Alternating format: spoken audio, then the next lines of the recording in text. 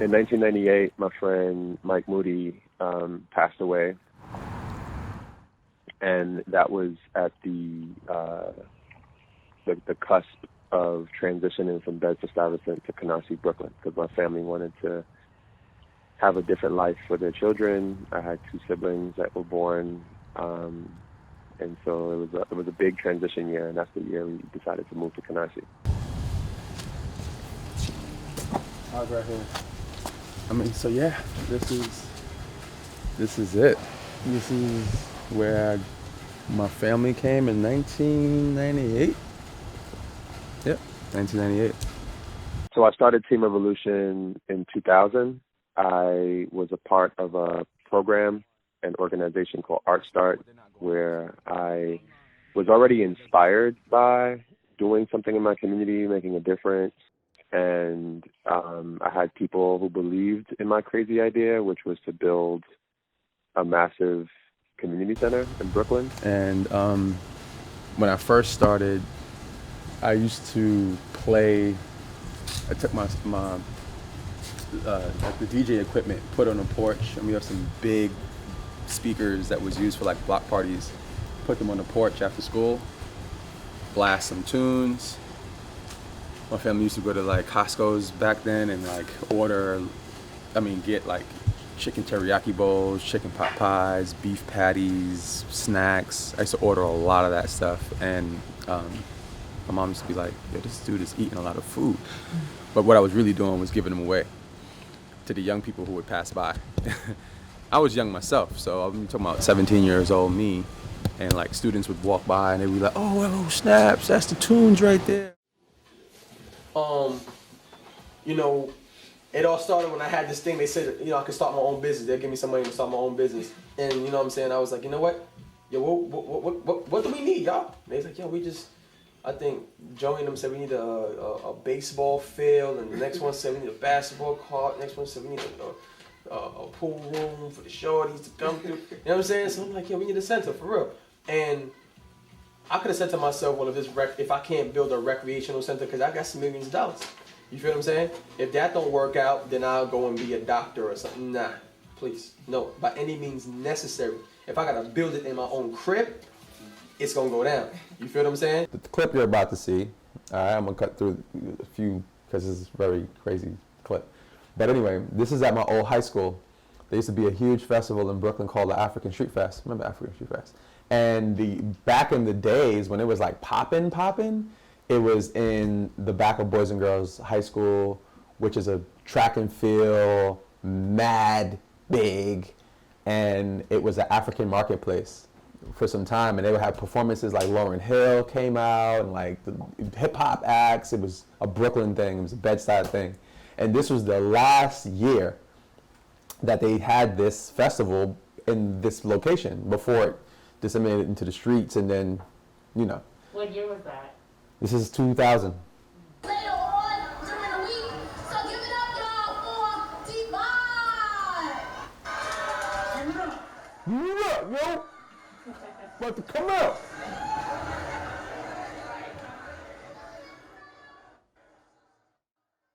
And I could skip through a lot of this too, I know I'm about to come out.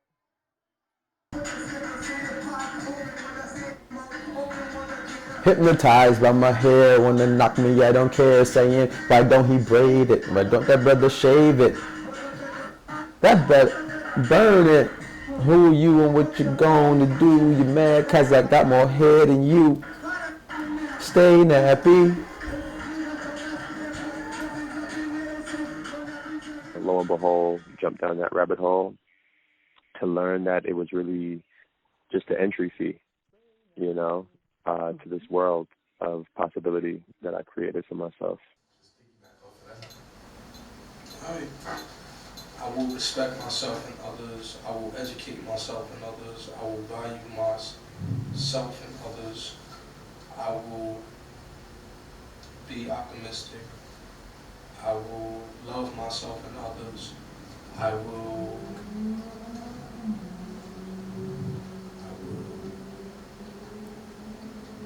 understand myself and others.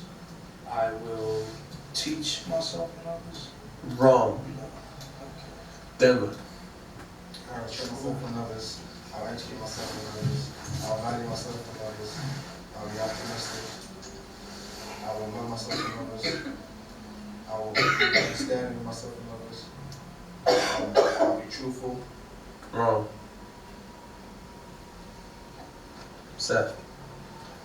I will respect myself and others. I will educate myself and others. I will value my relationships with myself and others. I will be optimistic. I will love myself and others. I will understand myself and others. I will live the truth of myself and others. I will have integrity. I will overstand myself and others. And I will never forget these principles.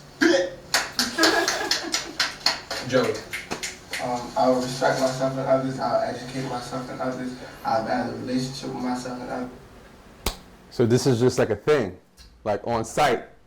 But this I learned from, it's like street culture, like people who are in gangs, straight up. It's like, what's your code?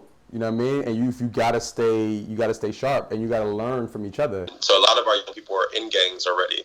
And so I understood gang culture because I grew up around it. You know, I was never necessarily in a gang, but like I knew it. You know, I went to a high school that had probably like the biggest population of like Bloods in Brooklyn. Probably the next week or two we'll end up all the way in the Paddington up to CU, then Rockaway. You know, we plan on doing things, getting ourselves in shape. You know, so we can be ready, we can be fit and ready to do us. You know. Hell yeah, son. But I could have used the workout myself, but don't get it wrong. Know what I mean? You see this? I'm a mini brolic dude. Know what I mean? It's not as easy as it seems. Recognize. I'm a mini brolic dude. Our crew name was Team 67, so when I started Team Rev, it just turned into Team Revolution. That was the beginning. Team Revolution was an extension from a crew that I had before that when I was doing the polo thing, and, you know, it was all about Brooklyn lifestyle of being fresh and fly, wearing polo all the time with your friends and doing cool things. Today is our open house in Scorma.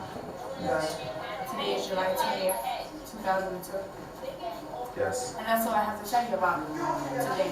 Cool. Kira. I'm awfully tired. Why are you zooming in? I wish I had my pool. Look at the color blocking in the kitchen though. We got the blue joint with the sun, moon, and stars trimming. It's gonna be a great day. Yes. That's all I can say. Yes. Great people. She looked hella grown. She looked every bit of 17, 18. We were doing shows for the elderly at nursing homes. We were doing,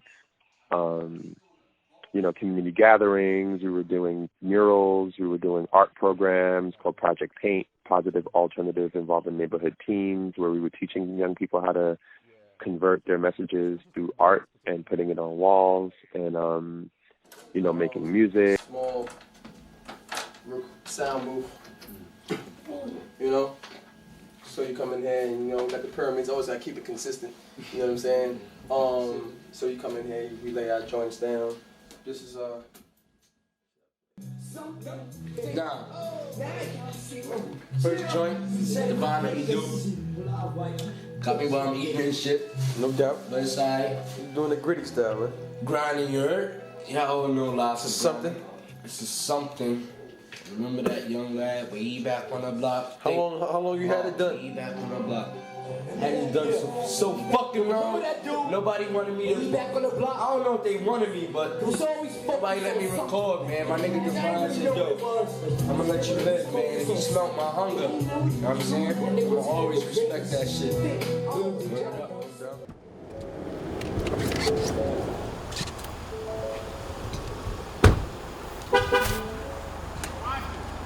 I seen the camera pull out this morning. What you mean? I was there this morning when you came up. You was by the wall? Yeah, I was right on the wall. You pulled right next to me. He was there. She was here like. Oh, hi. Hey. How you doing? Hi. Peace. This Welcome. is Socrates. Yeah. This is the same mural you saw. And Oh, you were there. Yeah, I was right there. How long have y'all known each other? Wow, since I was 18. Oh my God. Yeah, so don't want to reveal my age now, but but now I'm 35. So that's about like 17 years or something like that. Mm-hmm. Yeah, so I met him. Unfortunately, I broke my ankle that same year, and I aspired to be a football player, and that didn't work out. my brother came home ranting and raving about this guy with a big afro. And it's around the same time Ludacris was big in hip hop, and he had the big afro. So Divine had a bigger afro than Ludacris. We used to call him Fro, as a matter of fact. So, you know, one day my brother came home saying, yo, this guy's giving away all the exclusive polo shirts, all the exclusive polo clothes. He got nothing but PS2s, Xbox, all the games in his house. He got a studio, you know what I'm saying? He got a projector. So, you know, mind you, my legs is broken, I'm in the house. You know what I'm saying? I'm on crutches, but this made me made me so excited. I just actually wanted to leave the house. So I walked all the way 2 blocks down, and when I got there, it was already a party. It was everybody outside. I think it was a giveaway or something going on that day. But everybody was outside. Everybody was in front of his house. But you could pick him out because he was sitting on a beach chair, and his fro was out, and he had a Kobe jersey on. You know what I'm saying? So when I spoke to him, he let me know what it was about.